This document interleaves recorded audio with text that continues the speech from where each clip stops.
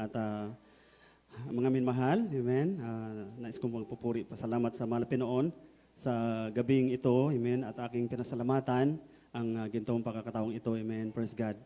At nais kong ipatotoo, minamahal, ang nangyari po sa akin last Tuesday, amen. Habang nasa trabaho po ako, minamahal, yung nakapark po yung motor ko, amen. Praise God. Yung natapos yung trabaho ko, minamahal, pagbalik ko sa parking area, ay nawala na po yung motor ko, minamahal. Amen. At nagtanong-tanong po ako kung sino pong kumuha, ngunit wala pong nakapagsabi. Kaya po, sa makatuwid, ito po ay kinarnap, minamahal. Napaka grabe, sabi ko, parang wala nang pag-asa dahil alam mo naman pag nakuha na ng mga magnanakaw, amen, praise God, at hindi ko po alam kung anong oras po na nawala, amen. At nung ni-review ng CCTV, minamahal, alas 2:56, amen, praise God, at na ako po'y nakaalis doon sa trabaho ko is 3, halos mag-4, minamahal. Kaya po nakalipas na po yung mahigit kalating oras, minamahal. Ngunit pinasa-mahal na Pinoon ko na lang yung mga bagay na yun dahil, amen, marami na po akong napakinggan na mga bagay na yan ay talagang imposible nang makabalik sa may-ari, minamahal. Ngunit tunay po na napakabuti ang ating dakilang Diyos dahil sinamahan po ko ng guard, minamahal, na i-review yung CCTV. At nung exit, nung nagtulak, minamahal, dalawa po lang kumuha, minamahal. Praise God. At tunay po na, amen, praise God, nung sinundan namin direksyon upang magpa-blatter sa barangay, ngunit sa kahabaan po ng Mercedes Avenue, minamahal, nakita ko po yung motor ko, minamahal, na nakapark po doon sa shop, minamahal. Yun pala, minamahal, na nahuli na pala yung dalawang suspect ng pulis na hindi pa nga ako nakapagreklamo sa pulis, minamahal. Praise God. Amen. Talagang naaktuhan sila, minamahal, na tulak-tulak na lang yung motor na talagang nasita po sila, minamahal, dahil siguro kaya nahinala yung mga kilos nila, minamahal. Kaya puri nating dakilang Diyos dahil sabi ng pulis na bihirang-bihira ang mangyari sa mga ganyang bagay. Ngunit totoo po ating dakilang Diyos na hindi po niya pinhintulutan Praise na God, tuluyang mawala po yung aking motor, minamahal, dahil tanging kahit luma na yun, mga minamahal, ay talagang nagagamit ko pa yun sa paghanap buhay. Amen.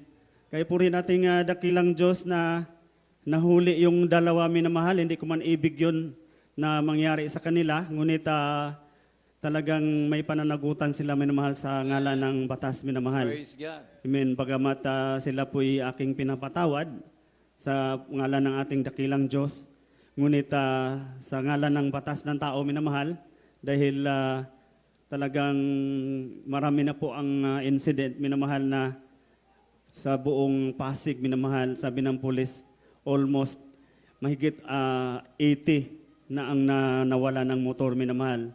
At bihirang-bihira po ang nakabalik sa may-ari. Amen, praise God. Kaya purihin ating dakilang Diyos. Praise God. Talagang napakabuti at napakabait ng ating dakilang Diyos nang sila po'y aking madatnan doon sa presinto. Sila po'y talagang ako pa ang binabaliktad, minamahal. Sinabihan pa ako na binabagsakan daw po nila ako ng ipinagbabawal na gamot.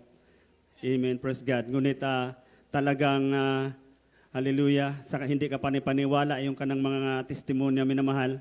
At sabi ng pulis, unang tingin pa lang nila sa akin, talagang hindi na sila naniniwala dahil talagang hindi man nakaranas ng pagmamalupit ang mga suspect, minamahal, sa abang lingkod dahil tayo po'y binago ng ating dakilang Diyos, minamahal. That's right. Amen, praise God. Tunay po na hindi sila nakarinig ng mga panalitang hindi kaaya-aya. Amen. Ngunit Praise God. pag-ibig pa rin ang namumutawi sa Amen. abang Praise the lingkod, Lord. minamahal. Sa katunayan po, talagang bigla pong bumaliktad yung pong kanilang mga testimonya. Sabi pa ng pulis sa akin, unang tingin ko pa yan lang sa iyo, sir. talagang hindi na ako naniniwala sa mga testimony dahil ako po nagsishare sa kanila mamahal kung ano ako po naglilingkod sa Malapit noon. Member po ako ng Jesus Miracle Crusade International Praise God. Ministry at talaga po ako binago ng Malapit noon. Kaya po talagang naniwala sila dahil sabi kakaiba nga daw ako sa lahat ng mga abang lingkod, sa lahat ng mga nagrereklamo dahil talagang pag nakita nilang yung suspect minamahal, talagang sakta nila agad yung anong ginagawa minamahal. Ngunit sa paglingkod, hindi po nangyari sa kanila. Bagamat puro sharing po ang nangyari. At saka po yun ay biglang bumait minamahal at tinatawag pa nila akong pastor minamahal. Amen. Ngunit sabi ko, hindi po ako pastor. Isa lang yung pastor namin. Hindi ko kaya ang maging pastor dahil ang Praise ating God. beloved old pastor ay nakapag-fasting ng 40 days at higit pa 93 days minamahal. At pinapatuto ko mahal pastor na makit sa Talipausulo. Amen. Praise God. Ang himala ng ating dakilang Diyos. At talagang tunay po na hindi ko man ibig na mangyari. Ngunit pinitulutan siguro ng Malapit noon upang sila po ay matigil sa kanilang mga masasamang gawa minamahal. At praise God, maging sa ibang mga gumagawa ng mga bagay na yan. Amen, praise God. Tunay po na na-inquest po yan kahapon, minamahal, at sa harap po ng presiding judge, minamahal. Tunay po na wala pong kahirap-hirap, na binibigyan po ako ng mabait na, kami ng mabait na huwis, minamahal.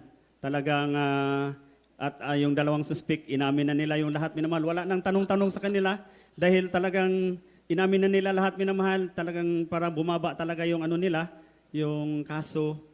Talagang pinasalamatan ko sa Malapit noon na yan, bagamat hindi ko talaga po ibig minamahal, ayaw ko talaga ng mga ganun. Ngunit hallelujah, sa ngalan nga po ng batas ng tao, sila po may pananagutan minamahal. Kaya po rin po ating dakilang Diyos dahil hindi po tuluyang ipinahintulot na Malapit noon na mawala po yung motor ko minamahal at sabi pa nga ng huwis, dahil sabi niya na nakuha mo na ba yung motor ko? Ano motor mo? Sabi ko, saan ang yung motor mo? Sabi nasa presento pa po, sir. Okay.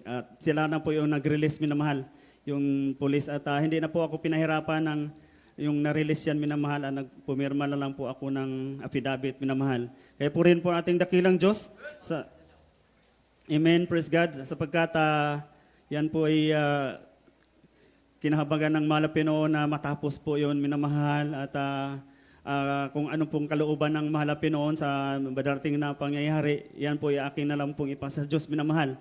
Dahil siya po ang higit na nakakaalam. Amen, praise God. Puri nating dakilang Diyos. Kaya po hanggang dito na lang po, minamahal. Talaga, hindi na ko papahain dahil praise God, tayo po dadako na po sa papuring awitin. Amen. Ang lahat ng kapurihan, kadakilaan ay tanging sa ating pinakamamahal